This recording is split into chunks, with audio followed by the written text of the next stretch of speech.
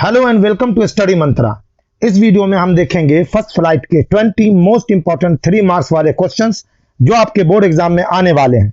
लेकिन इससे पहले कि मैं स्टार्ट करूं, आपको बता दूं कि फर्स्ट फ्लाइट और फुटप्रिंट्स के मोस्ट इंपॉर्टेंट 2 मार्क्स क्वेश्चंस की वीडियो भी मैंने पोस्ट कर दी है और उसका लिंक डिस्क्रिप्शन में है। आप उन वीडियोस को जरूर देखिए, डोंट मिस। साथ ही जिन स्टूडेंट्स ने हमारे चैनल को सब्सक्राइब नहीं किया है वो स्टडी मंत्रा को सब्सक्राइब करो और इस वीडियो को लाइक करो, क्योंकि बोर्ड एग्जाम से रिलेटेड सारी इंपॉर्टेंट वीडियोस यहीं पर आने वाली हैं। तो चलिए स्टार्ट करते हैं 20 मोस्ट इंपॉर्टेंट क्वेश्चंस। तो पहला क्वेश्चन है, how did Mandela's understanding of freedom change with age and experience. Question सुनते ही आपको चैप्टर तो समझ आ ही गया होगा। Long walk to freedom, Nelson Mandela. Question में पूछा गया है कि उम्र और एक्सपीरियंस के साथ मंडेला की स्वतंत्रता की समझ में कैसे बदलाव आया। अगर आपने चैप्टर पढ़ा है तो आपको पता होगा कि एज और एक्सपीरियंस के साथ साथ फ्रीडम के बारे में मंडेला की समझ बदलती गई। बचपन में फ्रीडम का मतलब था खेत में दौड़ना, नदी में तैरना, तारों भरे आसमान के नीचे खाना बनाना। जब वो स्टूडेंट थे तो बस अपने लिए फ्रीडम चाहते थे, यानी आजादी से घूमना फिरना। लेकिन जब वो बड़े हुए तो उनकी फ्रीडम उनके देश के लोगों की फ्रीडम की चाह में बदल गई। इसी आंसर को आपको बेस्ट स्टाइल में फ्रेम करके लिखना है। चलो सेकंड क्वेश्चन देखते हैं कि क्या है। How is the bravery of Belinda and her pets described in the poem, do they really prove their courage and bravery. कौन सा चैप्टर है? The tale of custard the dragon. इस क्वेश्चन में 2 चीजें पूछी गई हैं। पहला तो ये कि बेलिंडा और उसके पालतू जानवरों की बहादुरी को पोएम में कैसे डिस्क्राइब किया गया है, और दूसरा ये कि क्या वो सारे पेट्स सही में अपनी हिम्मत और बहादुरी को प्रूव कर सके। तो इसके आंसर में आपको यही लिखना है कि बेलिंडा और उसके पेट्स को पोएम में बहुत हिम्मत वाले और ब्रेव बताया गया है। बेलिंडा रीछों के झुंड से ज्यादा ब्रेव है। मस्टर्ड एक एंग्री टाइगर जितना बहादुर था। इंक और ब्लिंक लायंस का भी पीछा कर सकते थे। ओनली कस्टर्ड जो एक ड्रैगन था वो ही कायर और डरपोक था। बट मजे की बात यह है कि सारे पेट्स कायर निकले एक्सेप्ट कस्टर्ड के। कस्टर्ड ने पायरेट से फाइट की और उसे भगा दिया। नेक्स्ट क्वेश्चन आता है आपका, there are some examples of diary और journal entries in the before you read section, compare these with what Anne writes in her diary, what language was the diary originally written in what way is Anne's diary different। so कौन सा chapter है? From the diary of Anne Frank। Question में बोला गया है कि diary या journal entries के बिफोर यू रीड सेक्शन के कुछ एग्जाम्पल हैं।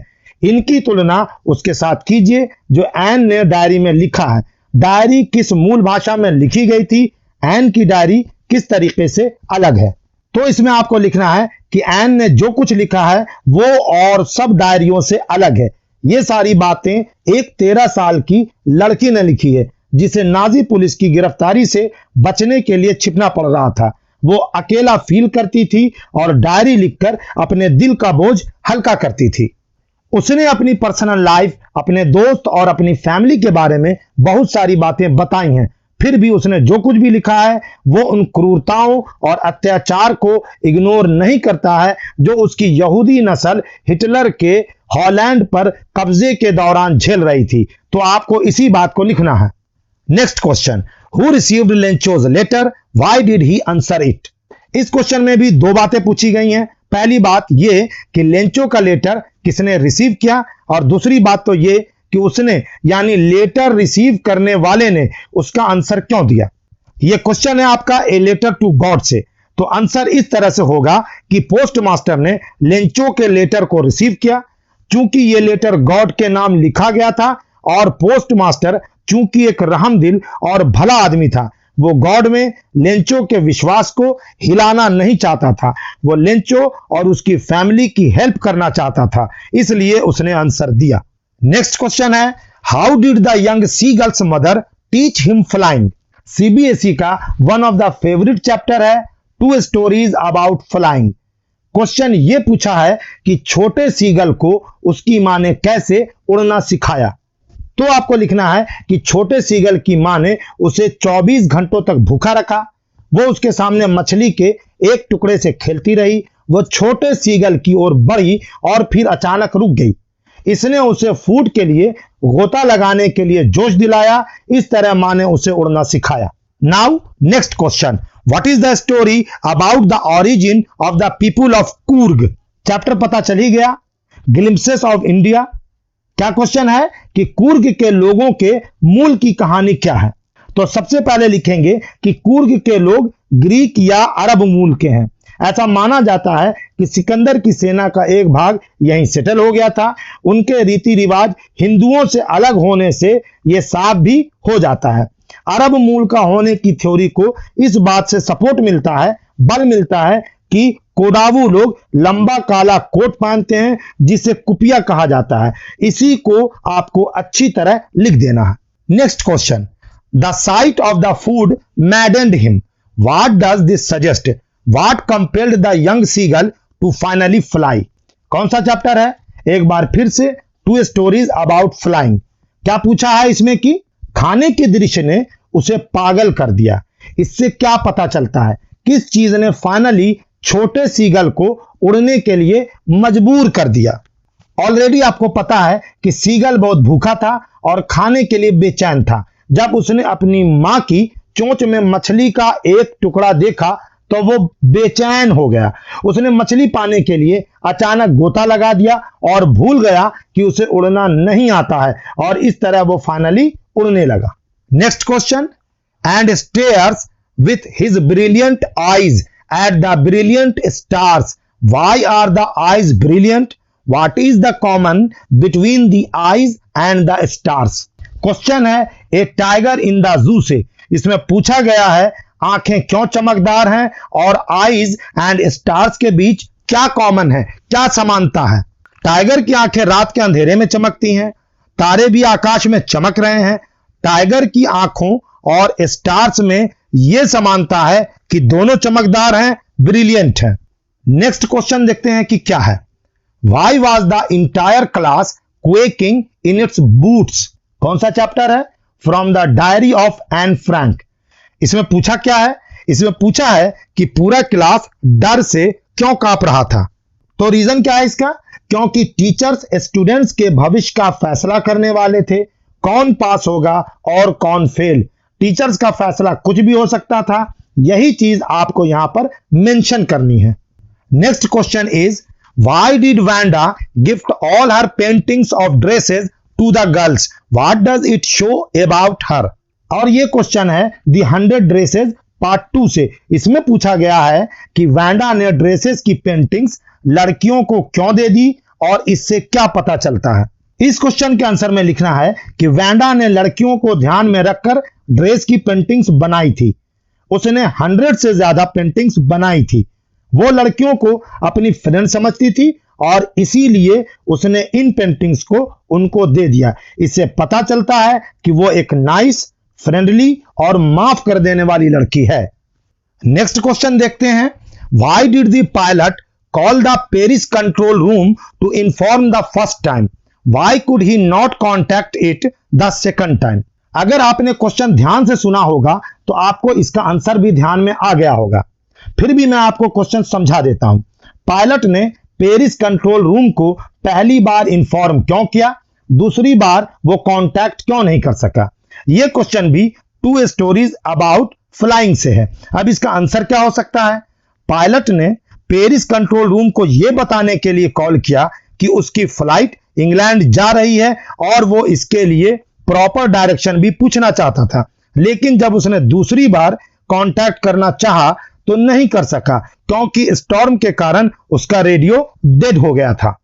नेक्स्ट क्वेश्चन देखते हैं। Why is the baker called the childhood friend, companion and guide by the author? लेखक ने बेकर को बचपन का दोस्त, साथी और गाइड क्यों कहा है? क्वेश्चन से आप समझ ही गए होंगे कि ये chapter 7 A baker from Goa का क्वेश्चन है और इसका आंसर भी एकदम सिंपल है। ऑथर बेकर की जिंगल सुनकर जागता था और सुबह सुबह बेकर की ब्रेड खाने के लिए दौड़ता था, इसीलिए उसने बेकर को बचपन का दोस्त, साथी और गाइड कहा है।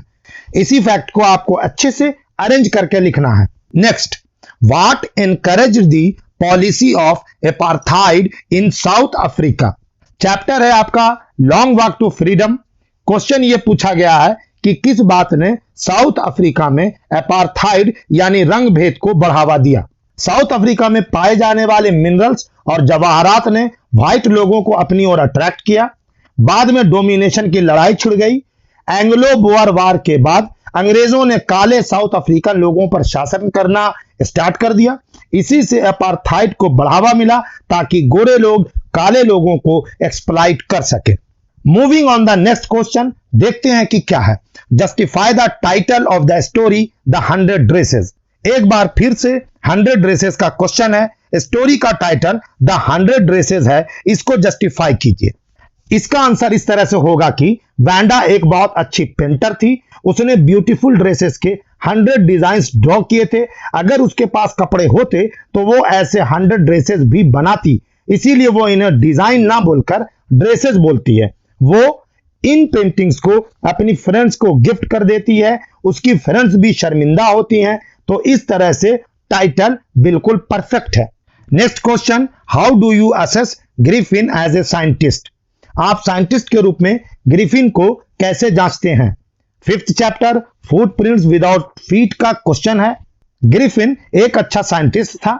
उसने कुछ ड्रग्स इन्वेंट की और उनकी मदद से इनविजिबल मैन बन गया, लेकिन उसने अपनी साइंटिफिक खोज को मिसयूज किया और एक लॉलेस पर्सन बन गया।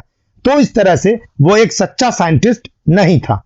नेक्स्ट क्वेश्चन है, what were the young seagulls views regarding the sea, how did it change with time. इस क्वेश्चन में दो बातें पूछी गई हैं। यंग सीगल का समुद्र के बारे में क्या व्यू था और टाइम के साथ उसके व्यू में कैसे चेंज आया। 45 से 50 वर्ड में आपको इसका आंसर बनाकर लिखना होगा। छोटा सीगल विशाल समुद्र को देखकर डरता था, लेकिन जब वो नीचे गिरा तो उसे लगा कि सी लैंड की तरह है और उसने लहरों पर चलने की कोशिश की, लेकिन उसके पैर पानी में डूब गए, जिससे वो और डरने लगा। लेकिन जब वो डूबा नहीं तो समुद्र का डर उसके मन से निकल गया। बस इतना सा लिखना है। Now next question, why did mister Keesing punish Anne Frank. Mister Keesing ने एन फ्रैंक को पनिश क्यों किया। कौन सा चैप्टर है। From the diary of Anne Frank. अब इसका आंसर क्या होना चाहिए। मिस्टर कीजिंग एन के मैथ टीचर थे और साथ ही साथ स्ट्रिक्ट भी थे। एन मैथ में वीक थी, वो क्लास में बात भी करती रहती थी। मिस्टर कीजिंग ने उसे कई बार वार्निंग भी दी थी, फिर भी एन ने बात करना बंद नहीं किया था। इसलिए मिस्टर कीजिंग ने उसे सजा दी ताकि वो अपने लेसन पर ध्यान दे। इसे आपको अपने वर्ड्स में लिख देना है। अब अगला क्वेश्चन है, why did Lencho keep watching towards the north east in the sky. Lencho का नाम आते ही आपको समझ में आ गया होगा कि ए लेटर टू गॉड का क्वेश्चन है।